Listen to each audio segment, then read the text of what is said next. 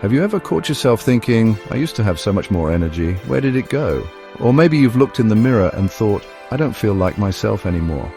If so, you're definitely not alone.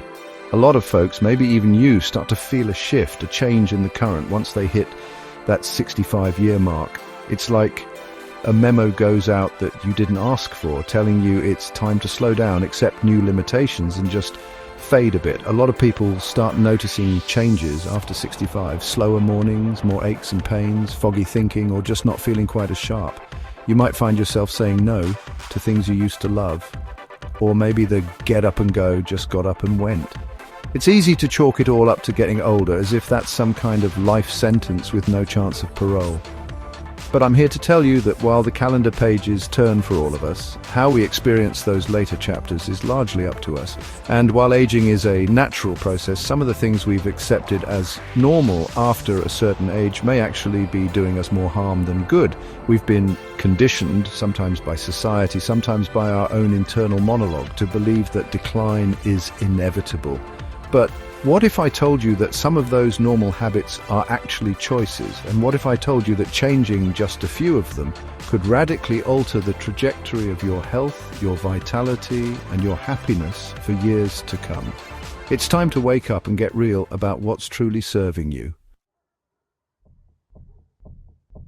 All right, let's get straight to it. The first habit we absolutely have to confront, the one that's probably sabotaging more lives after 65 than people realize, is this idea that it's time to just slow down.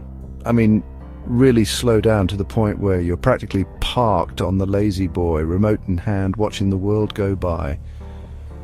Now, I get it. You've worked hard, you've raised families, you've put in your time. There's a part of you that says, I've earned this rest. And you have, to a degree, but there's a dangerous line between well-deserved relaxation and detrimental inactivity. You see, your body is an incredible machine, but it operates on a very simple principle: use it or lose it.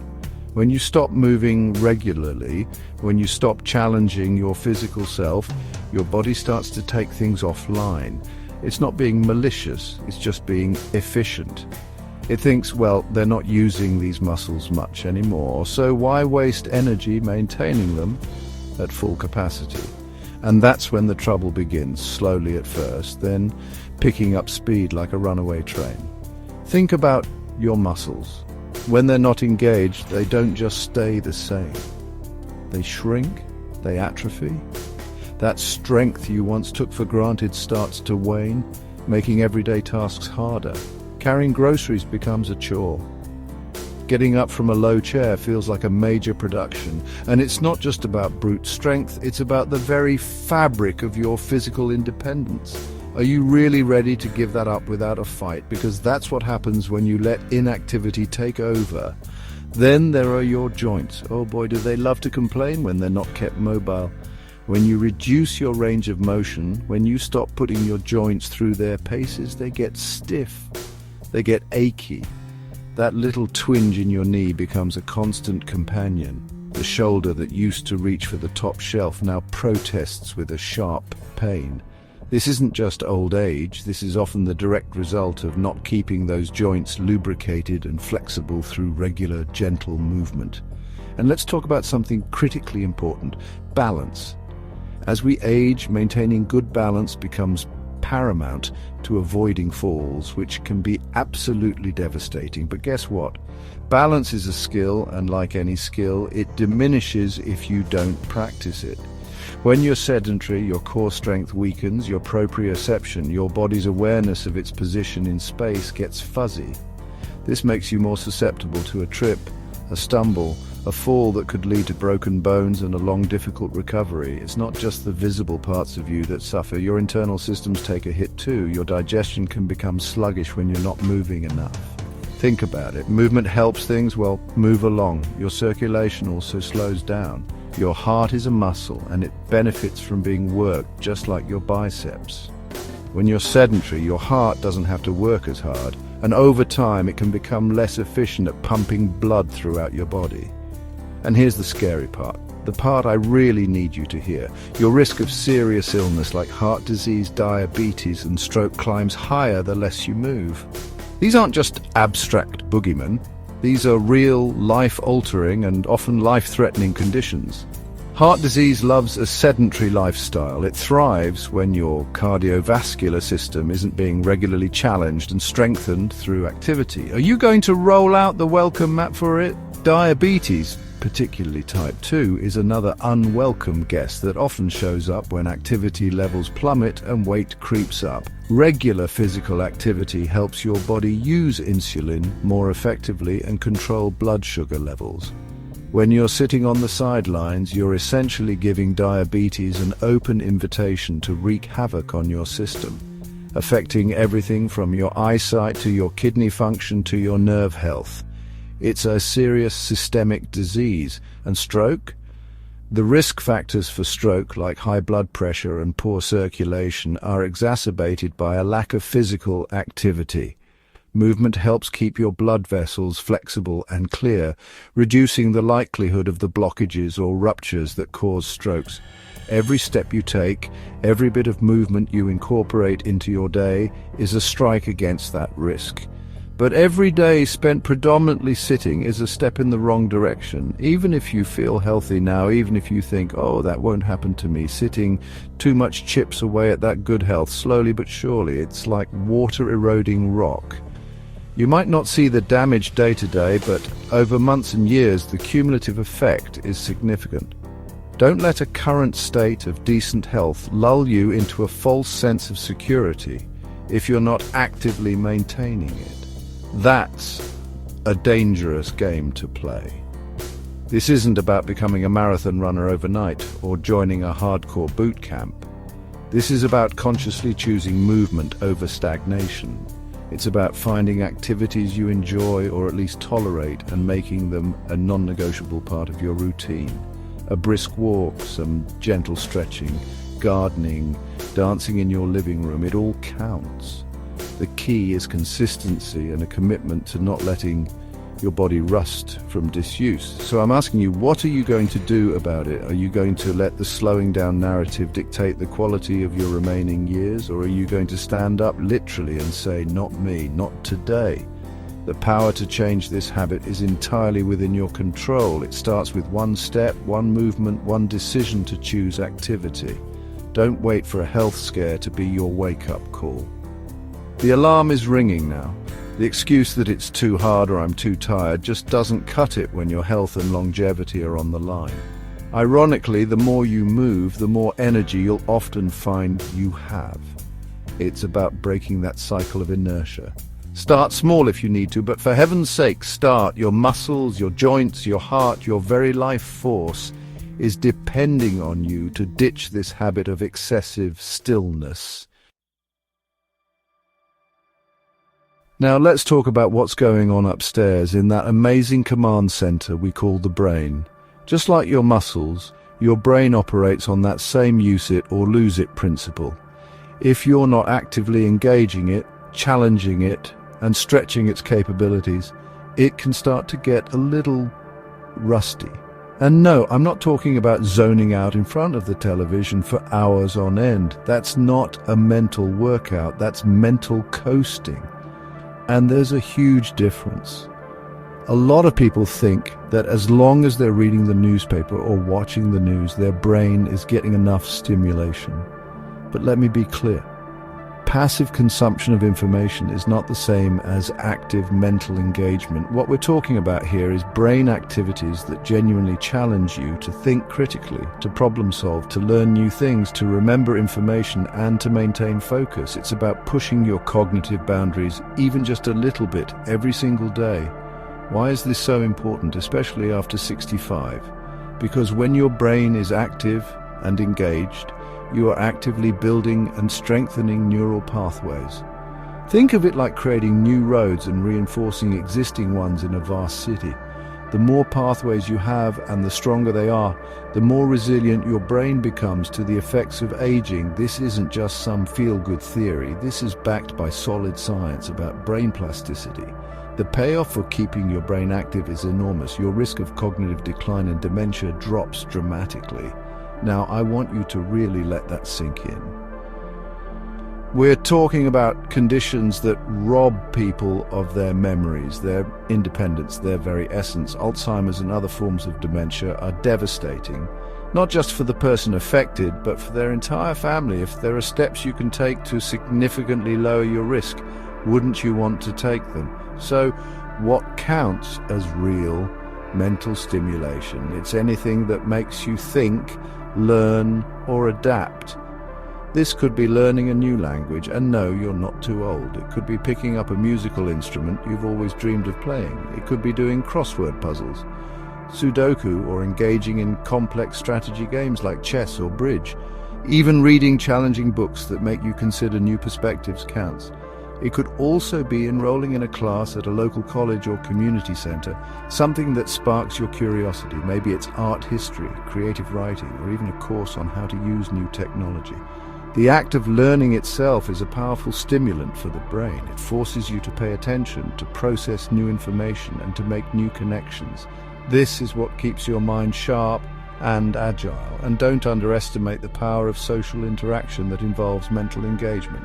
Joining a book club where you discuss ideas, participating in a debate group, or even just having deep, thoughtful conversations with friends can be incredibly stimulating for your brain. It forces you to articulate your thoughts, listen to others, and consider different viewpoints, all excellent cognitive exercises. I often hear people say, "Oh, I'm too old to learn new tricks," or "My brain just isn't what it used to be." Listen to me. That kind of thinking is a self-fulfilling prophecy. It's a limiting belief that can do real damage. Your brain is capable of learning and adapting throughout your entire life, provided you give it the right opportunities and challenges. Don't sell yourself short. Beyond staving off cognitive decline, keeping your brain active has other fantastic benefits. It can improve your mood, reduce feelings of anxiety or depression, and enhance your overall sense of well-being and purpose. When you're learning and growing, you feel more alive, more engaged with the world around you. It gives you something to look forward to, something to focus on besides aches and pains. Think about the satisfaction that comes from mastering a new skill or solving a difficult problem.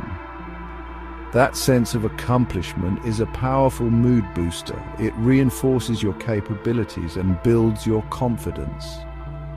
This isn't just about preventing bad things. It's about promoting good things, joy, curiosity, and a continued zest for life. Are you getting this? It's about adding life to your years, not just years to your life. This isn't a one-and-done deal either. Just like physical exercise, mental exercise needs to be consistent. You can't just do a crossword puzzle once a month and expect miracles. You need to make brain-engaging activities a regular part of your routine. Find things you genuinely enjoy, because that will make it easier to stick with them in the long run. What are you passionate about? What have you always wanted to learn? So I challenge you right now. What are you doing to actively work out your brain? Are you coasting or are you climbing? Are you a passive observer or an active participant in your own cognitive health? It's time to ditch the habit of mental laziness and embrace the power of lifelong learning and engagement. Your brain will thank you for it today and for all your tomorrows. Don't let your mind become a forgotten muscle. Nurture it, challenge it, feed it with new experiences and knowledge. The dividends it will pay in terms of clarity, memory, and overall brain health are immeasurable. You have the power to keep your mind sharp, vibrant, and resilient. The choice, as always, is yours. What's it going to be? Chapter 3. All right, let's pull back the covers on a habit that far too many people, especially as they get older, tend to dismiss or downplay, ignoring your fundamental sleep needs. We live in a society that often glorifies busyness and sometimes treats sleep like a luxury rather than the absolute necessity it is. You might think, I'm older, I don't need as much sleep, or I can get by on 5 or 6 hours. Well, I'm here to tell you that's a dangerous misconception. Your body does most of its critical repair work while you're asleep. It's not just a period of inactivity. It's a highly active state of restoration and rejuvenation. Think of it as your body's overnight maintenance crew, diligently working to fix wear and tear, clear out waste products, and prepare you for the next day. When you shortchange sleep, you're essentially telling that crew to clock out early, leaving important jobs unfinished. One of the most vital functions happening during sleep is the recharging of your immune system. While you're lost in dreams, your immune system is busy producing cytokines, proteins that help fight inflammation, infection, and trauma. If you're not getting enough quality sleep, you're not producing enough of these protective warriors, leaving you more vulnerable to getting sick and making it harder to recover when you do. And what about your brain? Sleep is absolutely crucial for cognitive function. During sleep, your brain works to consolidate memories, processing the information and experiences from your day and transferring them to long-term storage. It also clears out metabolic byproducts that accumulate while you're awake, including some that are linked to Alzheimer's disease. Skimping on sleep is like letting trash pile up in your brain. It impairs your thinking, your focus, and your memory. Your muscles and tissues also rely on sleep for rebuilding and repair. Growth hormone is released during deep sleep, which helps repair tissues, build muscle mass, and mend cells. If you're dealing with aches and pains, or if you're trying to stay physically active, getting adequate sleep is non-negotiable for recovery and for maintaining your physical strength and resilience. You can't expect your body to perform well if you're not giving it the downtime it needs to mend. Now, when I talk about sleep, I'm not just talking about the quantity of hours you spend in bed. I'm talking about sleep, that deep restorative slumber that leaves you feeling genuinely refreshed when you wake up. Tossing and turning all night or waking up frequently, even if you're in bed for 8 hours, isn't going to cut it. We need to focus on strategies that promote uninterrupted, high-quality rest. The consequences of consistently ignoring your sleep needs are far-reaching and serious. You're more vulnerable to everything from depression and anxiety because sleep deprivation messes with your mood-regulating brain chemicals, to high blood pressure, which puts a tremendous strain on your heart and blood vessels. It's not an exaggeration to say that chronic poor sleep can take years off your life. Think about your safety too. When you're sleep deprived, your reaction time slows down, your judgment is impaired, and your coordination suffers. This significantly increases your risk of falls and injuries, whether it's tripping over a rug at home or having an accident while driving. We often attribute these things to getting older, but how much is actually due to chronic fatigue from insufficient sleep? Many things can interfere with good sleep as we age: stress, anxiety, certain medications, underlying health conditions like sleep apnea or restless leg syndrome, or even just poor sleep hygiene, like using electronics too close to bedtime or having an inconsistent sleep schedule. But ignoring these issues isn't the answer. The answer is to identify the culprits and take active steps to address them. I get so frustrated when I hear that I'll sleep when I'm dead mentality. That's not tough, that's just plain foolish. Prioritizing your sleep is one of the most profound acts of self-care you can engage in. It's an investment in your physical health, your mental clarity, your emotional stability, and your overall longevity. It's not being lazy, it's being smart. So take an honest look at your sleep habits. Are you truly getting the 7 to 9 hours of quality sleep most adults need? Are you waking up feeling rested, or are you dragging yourself through the day propped up by caffeine? If your sleep is suffering, it's time to make some changes. This might mean talking to your doctor, improving your sleep environment, or adopting better pre-sleep routines. Don't let this vital pillar of health crumble. Ditching the habit of neglecting your sleep needs is paramount. Your body is crying out for this period of rest and repair. Listen to it, honor it. Make quality sleep a non-negotiable priority in your life. The benefits will ripple through every aspect of your well-being, helping you feel more energetic, think more clearly, and live a healthier, more vibrant life. Remember, good sleep isn't a passive event. It's an active process of restoration that your body desperately needs to function optimally. Stop treating it like an afterthought and start treating it like the essential fuel it is. Your future self, vibrant and healthy, will thank you for it every single morning. Chapter 4. We've talked about moving your body, challenging your mind, and getting enough rest. But there's one more critical habit we need to address, one that often gets overlooked but has a profound impact on your health and longevity, especially after 65. I'm talking about the habit of allowing yourself to become isolated, of cutting back on meaningful social interaction. This isn't just about feeling a little blue. This is a serious health hazard. As we go through life, our social circles can naturally change. Retirement can mean losing daily contact with colleagues. Friends may move away. Tragically, we may lose loved ones. These are realities. But allowing these changes to lead to chronic loneliness and social isolation is a choice, and it's a dangerous one. We are, by our very nature, social creatures. We are wired for connection.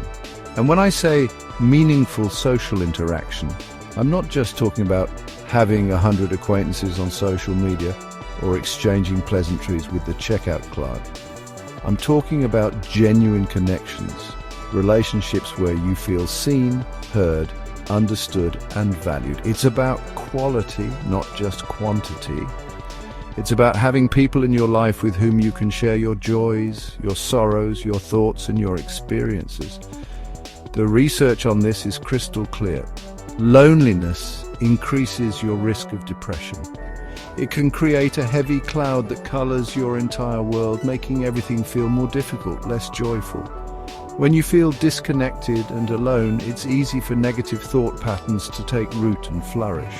This isn't a sign of weakness. It's a natural human response to a lack of vital social nourishment. But the impact of loneliness goes far beyond your mood. It actually weakens your immune system.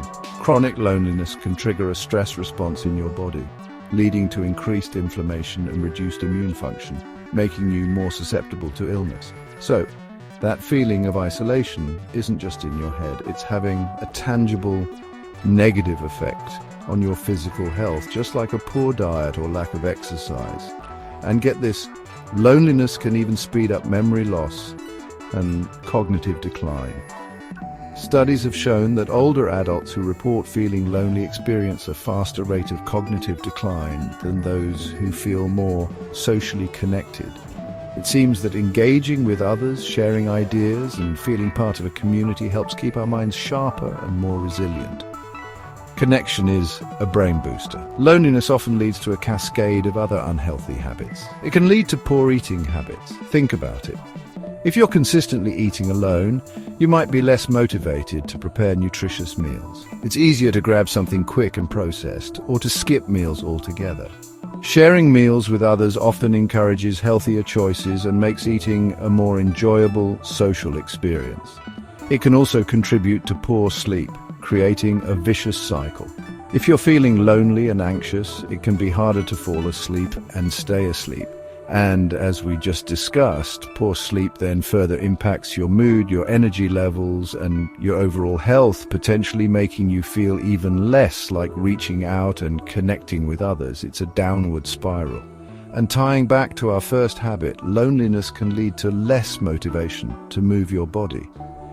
If you don't have social engagements to look forward to, or friends to go for a walk with, it can be much harder to find the impetus to get up and get active.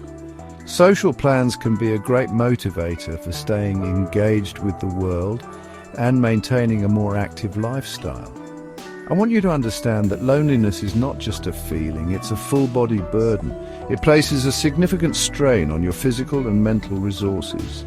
This isn't about feeling sorry for yourself or wallowing in self-pity. This is about recognizing a legitimate threat to your well-being and taking proactive steps to combat it, just as you would any other health risk.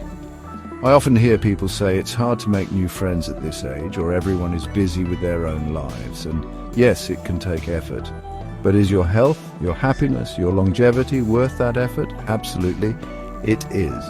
You have to be an active participant in your own social life. Connections rarely just fall into your lap. You have to seek them out and nurture them. So what can you do? Explore opportunities to connect with others who share your interests. join a club, a book club, a gardening club, a walking group, volunteer for a cause you care about. It's a fantastic way to meet like-minded people while doing good. Take a class. Attend events at your local senior centre or community centre. Reconnect with old friends or distant family members. Even small steps can make a big difference. Don't underestimate the power of intergenerational connections either. Spending time with younger people can bring new energy and perspectives into your life, and you, in turn, have a wealth of wisdom and experience to share. Look for opportunities to mentor or simply to engage in conversations with people of different ages. The bottom line is this: you need to actively fight against the creep of isolation. Make it a priority to reach out, to connect, to build and maintain your social network. Your life will be richer, your health will be better, and your years will be more joyful for it. Ditch the habit of social retreat and embrace the life-affirming power of human connection. It's essential fuel for a long and vibrant life. So if something in this message, if any of these 4 habits we've talked about today, slowing down too much, neglecting your mind, ignoring your sleep, or letting social connections fade, if any of that spoke to you, if it hit a nerve, then I want to invite you to take action. Don't just nod your head and then go back to the same old routines. Share this video with someone you care about, someone who might need to hear this wake-up call, and please leave a comment below and tell us what's one thing you're going to do this week, starting today, to take better care of yourself, to ditch one of these detrimental habits. I read every comment, and your words, your commitment, might just be the spark that inspires someone else to make a positive change in their own life. And if you haven't already, make sure to hit that subscribe button and turn on the bell notifications. This Ageless Health channel is your dedicated space, your resource for staying informed with credible, no-nonsense advice, for staying inspired to live your best life, and for staying empowered through every single stage of that life. We're building a community here, a place where we can support each other in making choices that lead to health, vitality, and real joy, especially in those years after 65 when so many feel forgotten or written off. Let's age with intention, with purpose, and with a fighting spirit. Let's keep learning, keep laughing, keep connecting, and keep moving forward together. You're not invisible. Your experiences matter. You're not done. You are still becoming, still growing, still capable of incredible things. Here's to your strength, your inherent wisdom, and the many beautiful, vibrant days that are still ahead of you. Keep going. You've absolutely got this.